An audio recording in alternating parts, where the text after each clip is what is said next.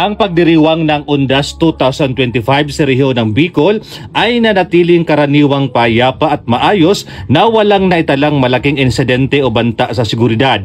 Libo-libong mga Bicolano ang bumisita sa mga sementeryo, memorial park at iba pang mga lugar ng pag-alaala upang magbigay pugay sa kanilang mga yumaong mahal sa buhay habang nagpapatupad ng pinaigting na seguridad ang Pro 5 sa buong rehiyon.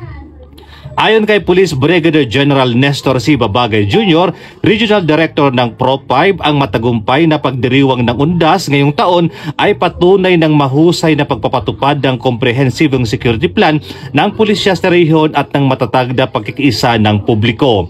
Dagdag pa niya, ang mapayapa at maayos na sitwasyon ay bunga ng maksimum na pag-deploy ng mga pulis, kabilang ang mga nakatalaga sa crowd management, tulong sa trapiko at real-time monitoring sa mga sementeryo, terminal ng transportasyon at iba pang mga lugar na dinaragsa ng publiko.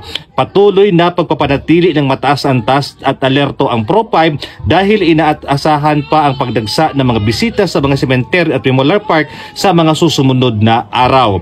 Mananatiling visible ang mga unit ng pulisya at magpapatuloy ang kanilang assistance operations upang matiyak ang kapayapaan, kaligtasan at kaayusan ng publiko sa buong panahon ng Undas. Pinaalalahanan ng Pro 5 ang lahat na manatiling mapagbatsyag, sumunod sa mga patakaran sa sementeryo at lokal na mga ordinansa at pagkipagtulungan sa mga otoridad upang matiyak ang ligtas, mataimtim at makabuluhang paggunita ng Undas 2025. Mula dito sa Tabaco City Catholic Cemetery, ako ng Police News Network Correspondent, Police Staff Sergeant Mercury Tupilo Bindito Jr. Alagad ng batas, tagataguyod ng balitang pulis.